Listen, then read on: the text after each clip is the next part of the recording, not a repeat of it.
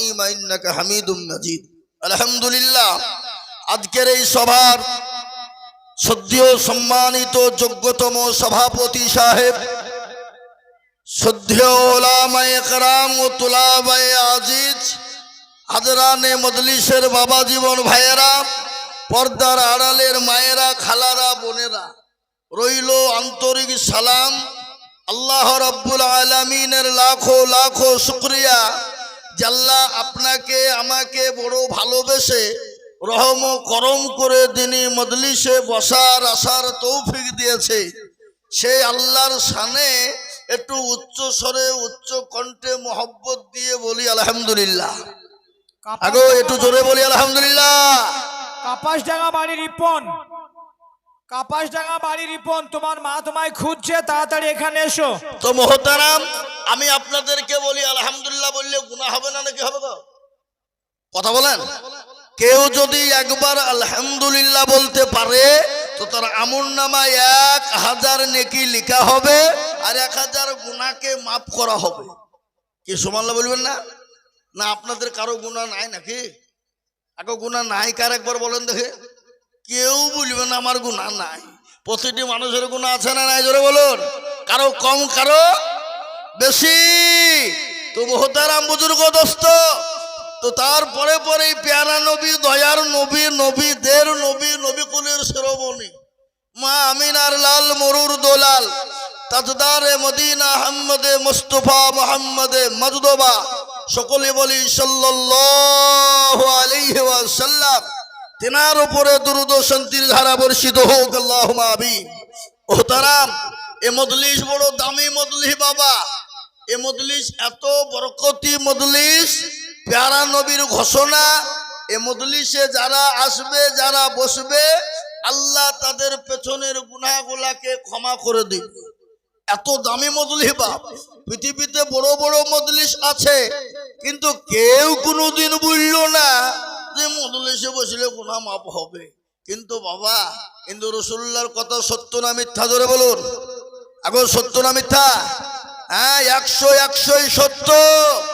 আজকে আমি আপনাদেরকে শোনাবো নবীর আদর্শ কাকে বলে, আর নবীর আদর্শ কি, নবীর ব্যবহারটা কি ছিল, আর নবীর উম্মতীদের ব্যবহার কিরকম হওয়া প্রয়োজন ছিল, এটা বলবো। বসুন। তো মোহতারাম বুজুর্গ দোস্ত,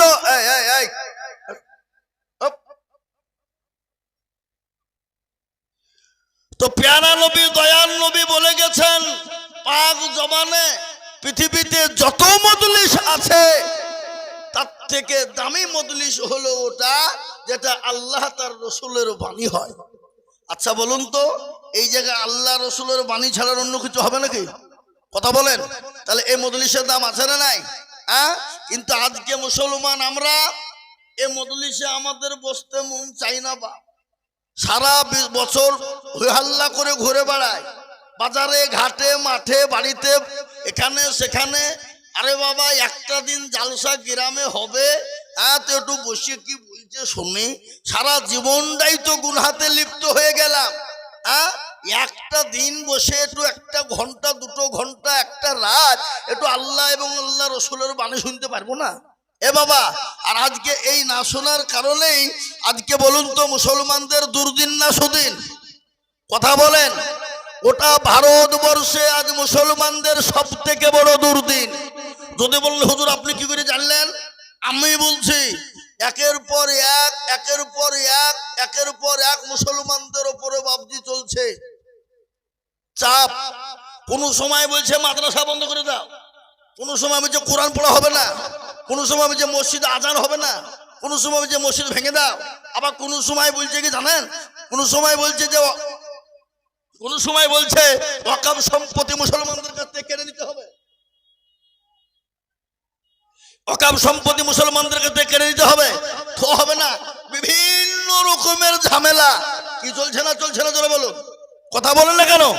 চলছে। কিন্তু মুসলমান মনে মনে করছে যে আমাদের দেশে কি হবে রে, কোনো ব্যাপার না।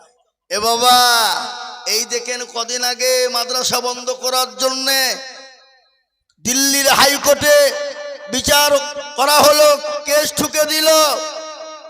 তার কারণে ওটা পারল না হাইকোর্ট, সুপ্রিম কোর্টে গেল। সুপ্রিম কোর্ট রায় দিয়েছে। এই তো 2 থেকে 3 সপ্তাহ আগের ঘটনা। সুপ্রিম কোর্ট দিল্লি রায় দিয়েছে, ভারতবর্ষে যত মাদ্রাসা আছে, মসজিদ আছে, সব বৈধ, কোনোটা অবৈধ নয়। সুতরাং কারো বাপের ক্ষমতা নাই মাদ্রাসা বন্ধ করে দিতে পারে। বলুন আলহামদুলিল্লাহ, একটু চিলিয়ে বলুন আলহামদুলিল্লাহ। এ দেখেন সুপ্রিম কোর্ট রায় দিয়েছে। এটা ওদের মাথায় পোকাল উড়ে গেছে বাবা। অনভিযোগ করছে কিরে, যেটা করতে যাচ্ছে সেটি ফেল হয়ে যাচ্ছে। আমরা 87টা কেস করা হয়েছে ভারতবর্ষে, একটা নয়। মৌলবীরা কি করেনি আর কি করেছে সেটাই আপনাদেরকে আজকে বলবো আমি। এই ভারতবর্ষের জন্য সর্বপ্রথম মৌলবীরাই রক্ত দিয়েছিল। 57,000 উলামা দিল্লির জমিনে, লাহোর থেকে দিল্লি পর্যন্ত একটাও গাছ ছিল না যে উলামাদের গর্দান ঝুলানো ছিল না। সেই মৌলবীরাই আবার এই 87টা কেসের বিরুদ্ধে লড়ছে। দারুল উলুম দেওবন্দ, আমাদের আকাবিরিন, আমাদের মুরব্বীরা, এই দেখেন এই পর্যন্ত আজকে কয় তারিখ? আজকে 24শে নভেম্বর, আজকে রবিবার। গতকাল পর্যন্ত 47টা কেস মকুব হয়ে গেছে। বলুন আলহামদুলিল্লাহ, জোরে বলুন। এবার 48টি আছে। আশা করি 40টা ইনশাল্লাহ টিকবে না, এটাও ইনশাল্লাহ মকুব হয়ে যাবে। বলুন ইনশাল্লাহ, জোরে বলুন ইনশাল্লাহ। কেন? এবার গোটা পৃথিবী জানে আমরা যে ধর্ম করি এ ধর্মের অস্তিত্ব আছে কি না আছে গ্যারান্টি নাই, কিন্তু একটাই ধর্ম আছে, যেটা হলো ইসলাম। আর আল্লাহ কোরআনেও বলে দিয়েছে, ইন্না দীনা ইনদাল্লাহিল ইসলাম।